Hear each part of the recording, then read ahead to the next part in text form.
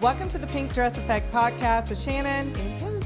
Today we're going to be talking about the power of visibility and kind of what does it look like? Right? Have you ever, I don't know, shied away from being who you are? Yes. I have. Yeah. And I'm loud and talkative. And I remember, I grew up in the military, Brad.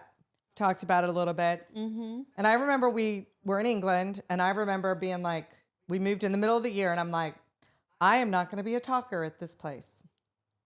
What the heck was I thinking? Yeah. I remember it worked for a few weeks. It did. But then it was like, oh my gosh, I was trying to get out of my box. It's like, that's who I am. It's who God made me. And so in that moment, but now when I just said that, it made me think, did somewhere in my psyche think that was bad? Yeah. Because I kept getting in trouble, desks moved and so on and so forth. Mm-hmm. But I was taught it was bad to be myself. Yeah. Ew. It is. It's a bad thing. That is terrible. Yeah. When you have a core part of who you are that people talk about and it becomes a negative thing, that's really bad. And that happened to me. And I mean, you know this story, but I have a son and he's very chatty like I am. And first grade, he was coming home and one day he said, I'm a bad boy. I said, you're a bad boy. Everything I do is bad, he said. I said, excuse me? I was like, who told you at school you're bad? No one. He was pulling all those stupid cards and he was getting sad faces. Well, they were sad faces because he forgot to raise his hand and he shouted out the answer. It wasn't like he was being bad. Yeah. He was just, he needed to learn to do those things, right? He was 6 years old. I marched right in that school. I was like, I am not going to let my child feel like who he fundamentally is a bad thing. Yeah. I did. I went up there. Yeah. I was like, he is not going to go through. And so I called the teacher out. I said, so are you pulling cards or sending sad faces to the quiet kids that aren't participating? She's like, oh, I never thought about it that way. Yeah. I'm like, well, you're singling him out and any other talker. And those are the kids who are actually trying to participate. Yeah. There's got to be a balance here because your little system is not working for my kid. It's actually destroying his self-esteem. Yes. It's a good mom. Yeah. Good mom. I know. I was proud. I should tell my mother about that. I don't even know. Like, and maybe back then when we were kids, they just took the word of the teacher. Oh, I'm sure. They just, I mean. There was a lot more respect for teachers back then. And the teacher, look, you're going to get in trouble. Yeah. And I mean, look, you got to learn to keep it shut, obviously. I mean, I'm not saying condoning, being outspoken and all that stuff. You have to learn to raise your hand and all that. But when you're 6 years old, you're a baby, you know? And you're it's still learning. Right. And so to not be able to be visible of who you are. And here I am moving to new places thinking I gotta just try not to be talkative because that's not a good thing. Yeah. So you give an example of it. I think, for me, I think about, I was in college and I think it started even earlier, but this is like a pivotal moment that I remember. And I was a part of a group and there was someone who was being really hard on someone else, really, really negative. And I stood up for them. And good for you. So the first time, they kind of, it was okay, but it continued and I stood up for them again. Wow. And the person turned on me. Wait, the person you were sticking up for? Not the person I was sticking up for, the person who was coming after that person. Gotcha. And basically said, I don't want to hear all that, really the positivity, And I was thinking about that because I've heard that in other settings. That's crazy. And where I didn't, the whole toxic positivity, I've wanted to do like a whole episode on this, but we can include it here because I think being optimistic is a core part of who I am. I'm an optimistic person. You're very positive. Yeah. I do my best, but I really feel that way. Mm-hmm. And so when I remember shutting down, like after that second time, just the feeling of shutting down. Why do you think that was? I think it's not okay. We don't want to hear that. Like, it's not okay for you to be a positive person. And I have heard it since then. And it's made me really think about how do I feel about that? Like, it's a core part of who I am. Mm-hmm. And so I don't know. But it is weird to think that a thing like being positive is something that people don't appreciate or see as a negative. But it's so good that you still stand for that, because you're showing up for yourself. And if you're not showing up as who you are, then really you're letting yourself down, don't you think? Yeah, and I'm not like positive all the time. No, we all have our, no, but I mean, My I moments. mean, you probably wake up, I can imagine, a lot like I do. I wake up with a smile on my face. Yeah. And I know my son, every once in a while, I'm like, good morning. And I'm all, Me too. And he's like, it's a little too early to be being all excited like this. And I'm like, well, how am I supposed to wake up? But I'm sure there are people that don't wake up like that. Like that. Yeah, I go into the office I like have a sing-song voice. Yes. Yeah. I mean, I can't imagine being, but that's people, who we are. but you've heard it before. People sometimes think that's fake. Yes. Oh, yeah. I've had people tell me, before they really got to know me, they're like, from afar, they knew me and they're like, oh my gosh, she's so, just bubbly and just smiling all the time. And that can't be real. Like, no one is like that. Yeah. And now they'll say, absolutely, it's totally real. Like, it's real in public, it's real in private, it's real all the time. So it's just funny how people perceive that. I mean, I think I've been guilty of that in the past. You see someone just a smile on their face all the time. You're like, dear God, but it's real when you get to know them. You're like, no, there are people that are like that. But I think too, for me, the version of myself that I am now that is like more outgoing, I wasn't always like that. I was very shut down. Almost, do you think you were an introvert at that point? I think people would absolutely have said I was an introvert. But not now. I think I am an introvert, but technically. But I do have like kind of extrovert tendencies, but you didn't even see those at all. Like you wouldn't have done this podcast. Oh, no.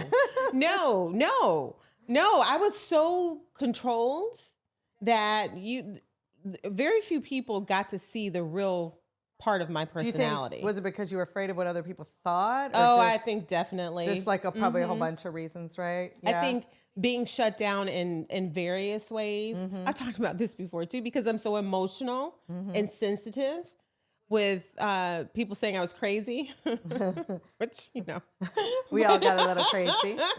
But, just having parts of your personality not be accepted, then you just kind of, pull it in. You do. And remember, we were on the phone, I don't know, a month or so ago, and I was in Walmart in South Carolina with my sister. I was on the phone with you, and my sister was like, you are so loud. Like, you just keep talking. She was like critiquing me. Yeah. And it was a time, I don't know, about 6 or 7 months ago when I think I was done with that. Like, I don't want to hear another person say anything about I'm loud, talkative. Yeah, I am. Okay. And I remember I said something to my sister. If you got a problem with it, I don't even know what I said to her. And we're super close. And you were like, you go, girl.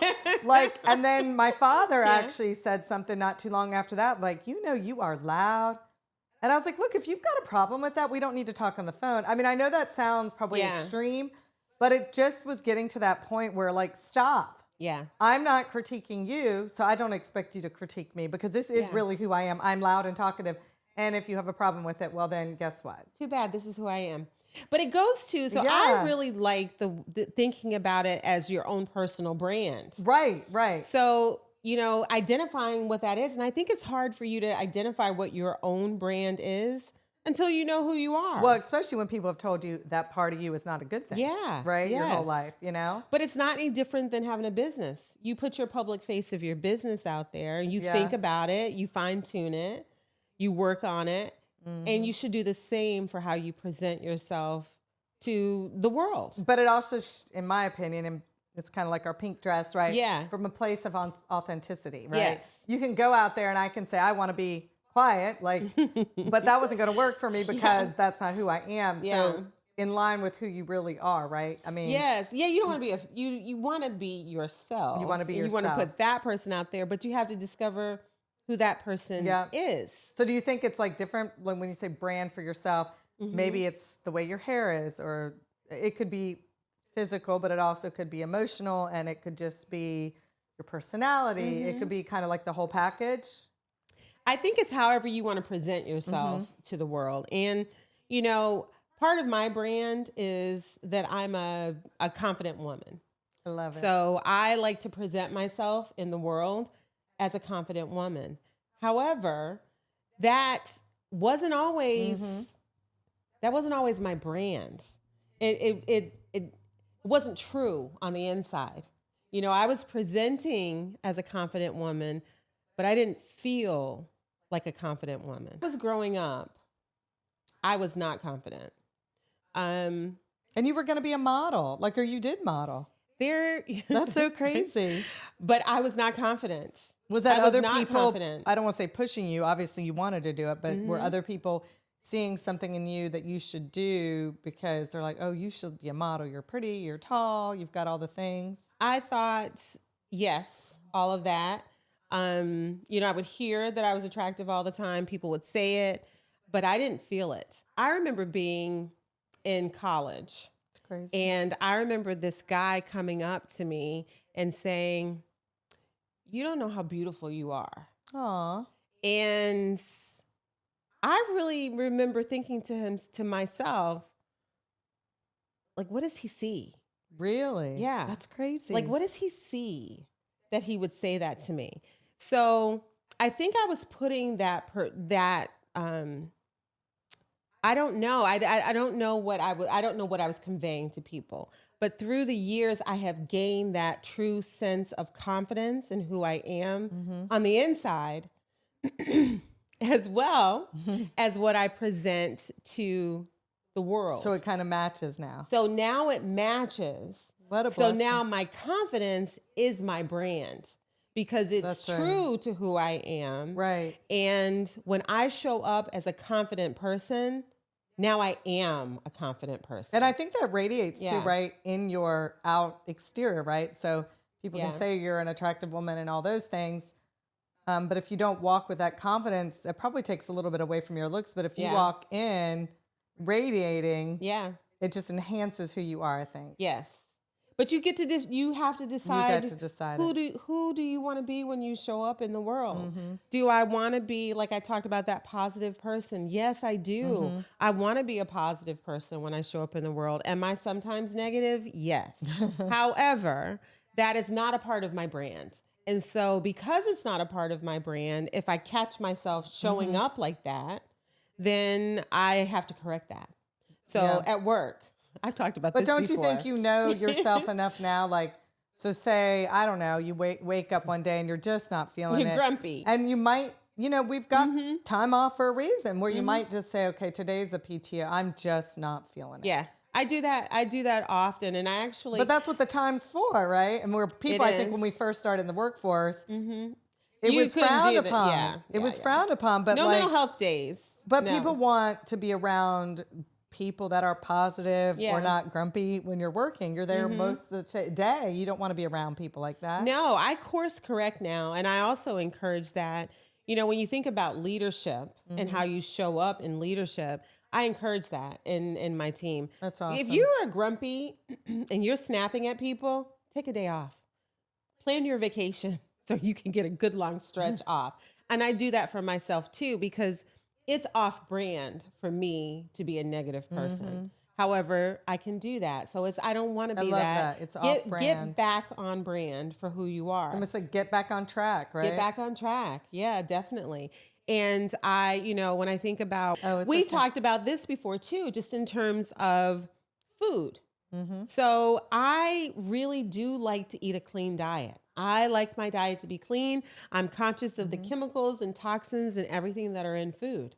So if I am eating food that is not healthy, is not good for me, I'm off brand, because that is important to me, that I put things into my body that are good for me. Right. So I love to think about it. That's new. That's a great way to look at it. Like, I have this thing, you know, and I do eat pretty clean and exercise, but I do drink Diet Pepsi. Yeah. And even today I bought one and I was like, you've got to stop. I don't want to be so hard on myself, but kind of the same thing.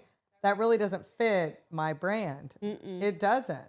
Like, no offense to the Diet Pepsi drinkers, but we all know what's in it. Like, for real. Right. And so why would I, someone who really takes great care in the things I put in my body, put that in my body. And put that in my body. So that I like that. I'm going to try to think of things like that more.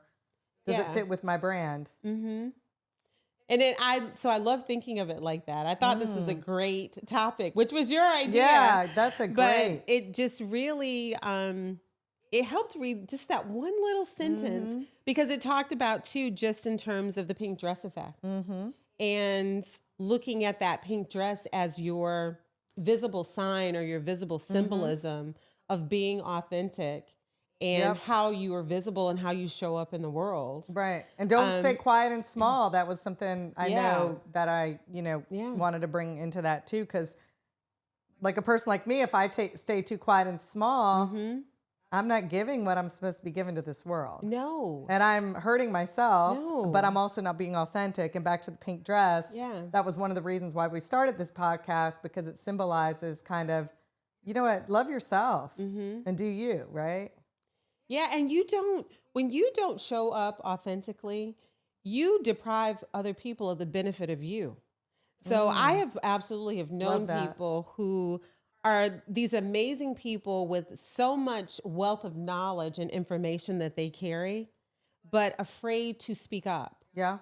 And if you're afraid to speak up, all that knowledge you have, all that wealth of information to share, you're not sharing it. Well, even like the podcast, like we might have done it 10 years ago. I don't know. Well, we did do that AM live.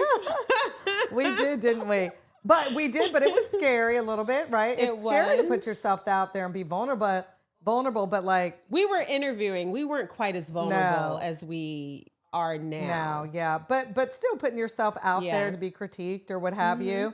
Because no matter what even if we try to be positive, someone's going to say something negative, but I don't really care. And you don't care, because we're having fun doing it. Yeah. And not afraid. And I mean, I'm sure there's other people that might want to try a podcast. They might be afraid. I don't have the money. I don't know how to do it. We didn't know how to do it. We didn't know a thing. Nope. We didn't know a thing. My goodness. And we're still learning. We're in our little third spot. And we might have another one. Yeah. And it's better. And, but we're just getting better and better. Just like, when you look back on anything in your life, you can look back, right? When you're authentic and true, it just hopefully will get better and better. Yeah, no, I definitely, I look at how much growth that we have shown. And I think even from season 1 to season 2, just that little time during the break. Yeah. For me, I have grown exponentially during that time. That's so crazy. And then rewatching some of these podcasts back, and I'm like, I'm preaching all this stuff. Am I living it? Yeah. Like really living it. I might be some, but some of it I'm like, I don't know that I might need to take my own advice. It goes back to that feeling I had where you are portraying confidence. Yeah. But are you feeling confident? Yeah. And it's okay. It's okay to fake it till you make it. Yeah, I believe that. Oh, I believe in it. But at some point you got to start owning that. And it's not okay to move through your life faking it the whole way through. So many people do, and it's got to be so exhausting to not be who you're supposed to be. Yeah, and putting out that, faking the confidence versus feeling the confidence, two totally different experiences. Different things. Yeah. Yeah, because I was walking around in fear a lot of the time. I very rarely have fear in my life now.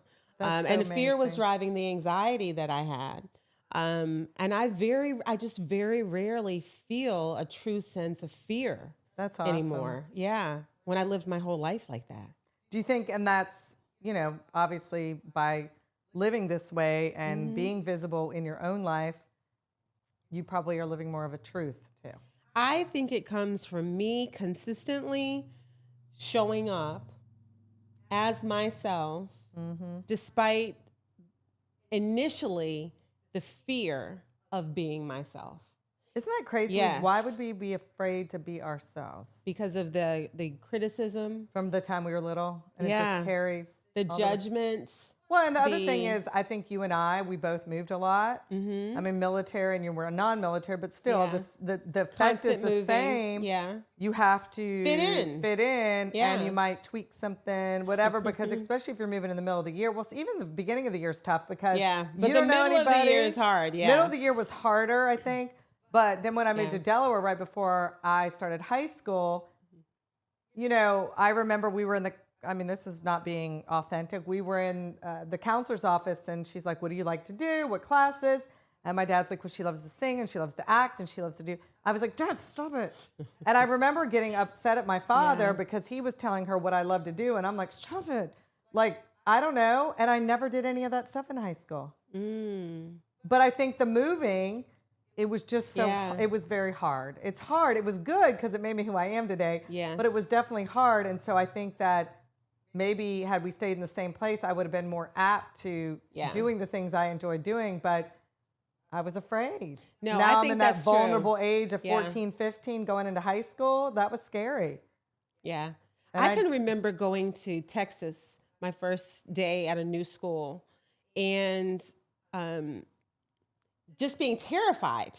Yeah. Absolutely. It's scary. My graduating class had 750 people. Wow. That's And I had gone to this school, and I remember standing outside the cafeteria doors thinking, you have to go in and eat lunch. Like, you have to go inside. I remember being scared to go to the lunchroom. And I was literally terrified to go in there, but I did it. So the one thing, and I've talked about. Did you sit down by yourself? I didn't. I looked for a group of kids that looked like me, and I went and sat with those kids, and they became my friends. Oh, nice. That was very vulnerable. Yeah, that's very vulnerable. They might have been like, I don't like you. Who's new girl? Who are you? Like, coming up and introducing yourself. Yeah. But the reality is you have to embrace the fear and do it anyway. I've talked on another episode about, my mom with my anxiety, her not getting my food and being like, if you want to eat, you're going to get up and fix yourself some food or you won't eat. Yeah. And that lesson taught me that you have to embrace fear. Yeah. And you have to do it anyway. So I think a lot of what people would see in me, the visible side of me, would be, they would see the opposite of how I felt inside, because I learned to do it despite the fear. Despite the fear. But I really never learned how to live my life without fear and to just be myself until over the last 6 years. Isn't that crazy that we have to be our age to finally get it? But I think a lot of people are, but we did have an episode with two young gentlemen, one being my son. Yes. And we've talked about in the previous episode how we were so impressed by them, and even talking to your daughters. Yeah, my daughters. And even my friend Amy, her daughter, and then I know my niece, like talking to these kids, you're just like, whoa, you guys are not going to have some of the same struggles. They're going to overcome it early, way earlier than we did. Way earlier. 15, 20 years earlier. Yeah. Yeah, so definitely. Their life is going to be a lot fuller. I mean, not that we haven't had good lives. We've had great lives, but. Yeah. No, and I love and admire so many things about my daughters. My oldest daughter is fearless in her intention to be who she is and not allow anyone at any stage. Now, it was challenging when she was younger, but now as a grown woman, I really admire that about her, that she knows who she is, and she's not going to let anybody else define who she is. And, and I think even when I was younger parenting, I didn't know who I was. So it was hard to parent a child like that. So we would bump heads, but now I do admire, and I see that she will be, so much further along, in living her life authentically than I was, than her mother was. But you always want that for your children. You want that for your children to have it better than you. Oh, absolutely. Absolutely. Yeah. Well, that's great. Because I've spent some time with your daughter, and she is, but it's a force of nature. Yeah, but it is good because she's enjoying her life. Always posting great, the places they eat at and all the trips, and some people are afraid to do that. Oh, we don't have the money or whatever. They figure it out and they go. Yeah. And they have a good old time. And they have a good time. They're living their life. So that's awesome. Yeah. Yeah. And I like that the concept of just being versus performing, and how much of ourselves that we put out there is performing for the benefit of other people versus just being who we are. Right. And, all the quirks, all the little idiosyncrasies, and I have many. I mean, we I all have do. many. You know, we all But do. I embrace them now. Like I have little things that are weird that I just, sometimes I'm like, Kim, what are you doing? Like give me an example. Oh God, no! Like, well, I was checking candles in your place, so that's some crazy stuff I do, and I'm in your house doing it. So. No, and see, and I love that look, and I don't pay any attention to it. Look, check I'm like, let me check blow everything. Check all the candles. Let me make sure all these candles are out before we leave. Yeah, like I might repeat something like 2 or 3 times the same thing. I mean, I might like in a it. conversation. Yeah, in a conversation. Okay. My girls, they will call me out on it in a minute. But I have realized, I just kind of do that. Why do I repeat myself? When surely you heard me the first time. I don't know, but it's a weird little thing. And there's a time I would have beat myself up over that. And now I'm like, well, don't listen the second or third time. Or just tell me and say, oh yeah, okay, I did that. I won't say that again.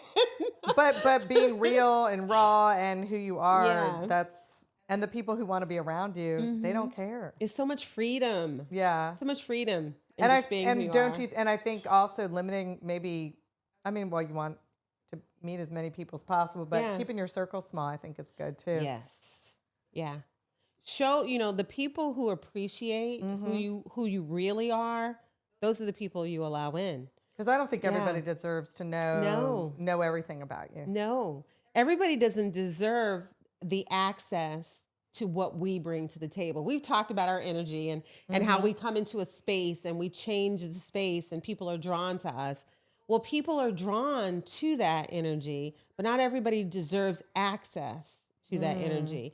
And I think when we were younger and maybe less healed, we would give it away. Yeah. We just giving all that unconditional love and support. We're giving it away to everybody. And then you're tiring yourself out. Yes. Like almost people pleasing, if you will. And people will take. They will take and take. Oh, of course. Yeah. Now we're learning. I know I'm learning, and I believe you are too, that it's my job to protect that.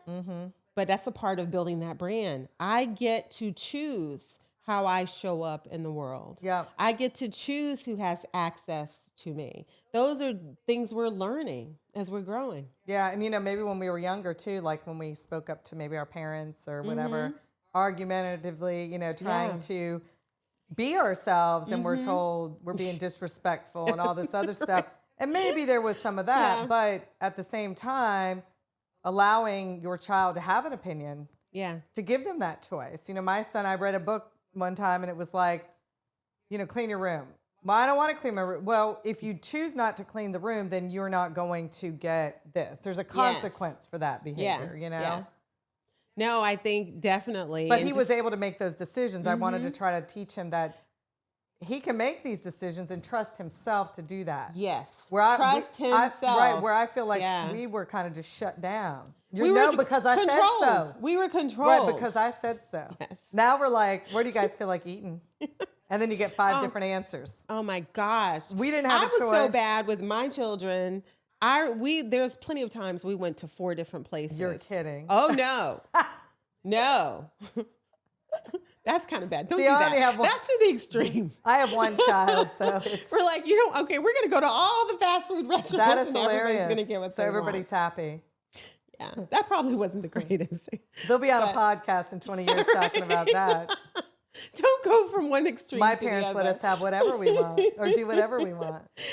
But, it's probably that also valuing what they want that also created these individuals that realize the importance of someone honoring who they are.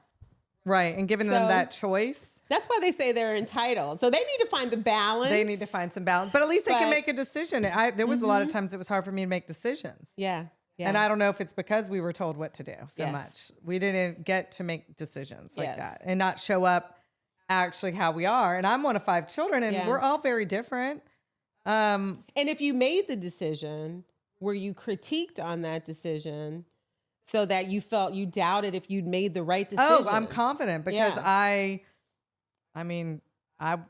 remember I lost my job when I lived in another area in North Carolina and I was out of work for quite some time, over a year. It was awful, awful, awful time of my life. And I get this job opportunity about an hour away in a really nice community. I'd never been to this town before. That's where I live now, but I'd never been there before.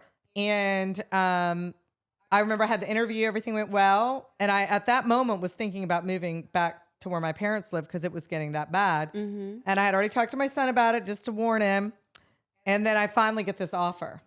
And I was like, well, buddy, we still might be moving to Nana and Grandpa's house. He's like, but why would we do that if you got a job offer in this other town? And I remember thinking, this little kid who's going into middle school is telling me, why would we move with Nana and Grandpa when you have a job here? He was right. Yeah.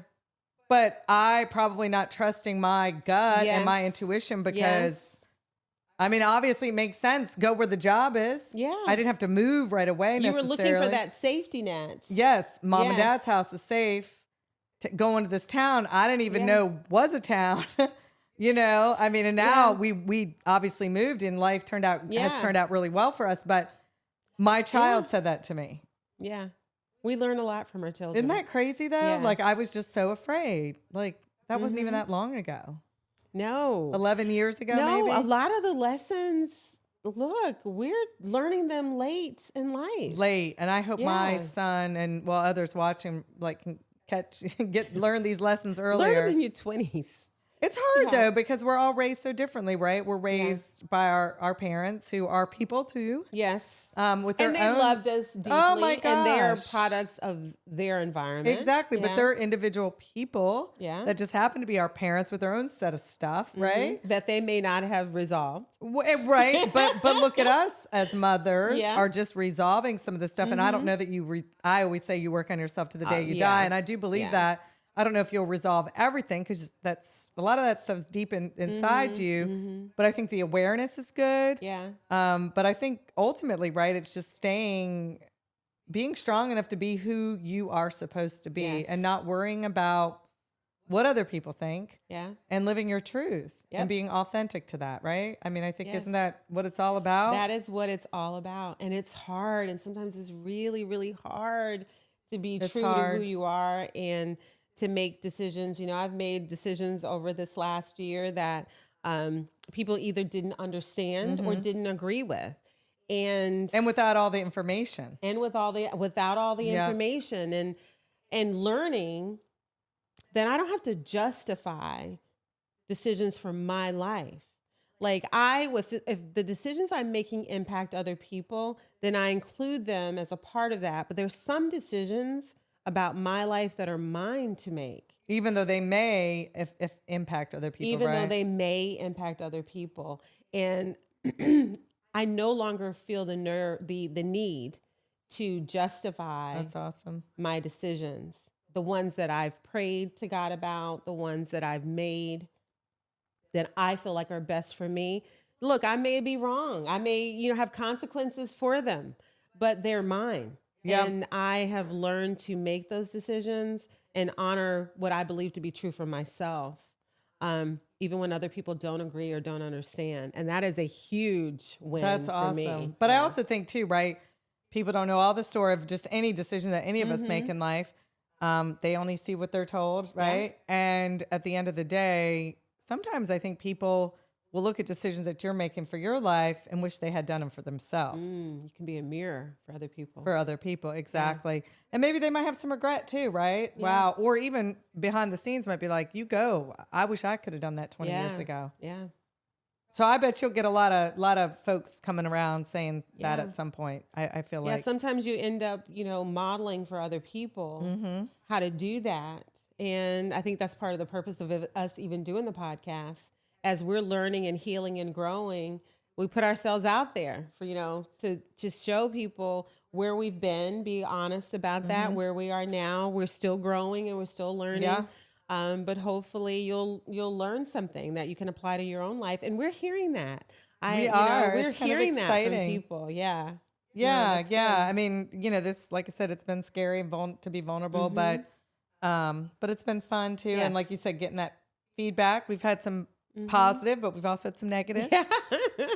But we'll take it all because we're building our brand, our personal brand. Yeah, we are. And it's been fun. Yeah. Fun. We want you to build your own personal brand and figure out, what are you hiding? Yeah. What are Yeah. you hiding? And don't be afraid to be show? visible, right? Yeah. I mean, really, that's what this episode is about, just trying to become the best version of yourself. Yeah. Life's not easy. Be true. Speak your truth to the people that are in your life, your spouses, your boyfriends, girlfriends, your children. Yeah. And allow them to do the same to you, because I think at the end of the day, when everybody is being authentic and being visible in their own truth, it's just going to make everybody's life happier within your circle. Yes. I think. I absolutely agree. Yeah. Yeah. Well, this was a fun episode. Yeah. We are just getting started on season 2, and we're really looking forward to the next 6 months, learning to grow. And, we've got a new spot, and, we're going to have multiple guests on. Yeah. So we're super excited about that, just to kind of put some, a new spin on things. Yeah. We're going to be talking soon. We're going to, maybe the next episode, but we're going to bring some young people on, and we'll be talking about, kind of faith and religion, and how do young people balance kind of being in the world with their faith. So that'll be an interesting conversation. That will be a really interesting conversation. But in the meantime, try to live your best life. Yeah. Live authentic. Don't be afraid to be visible. Because, life's too short to keep those gifts and yourself, hidden behind a wall, right? The world's dependent on you for that. So thank you again for joining us, and we appreciate all the support, and we'll see you again soon. See you next time.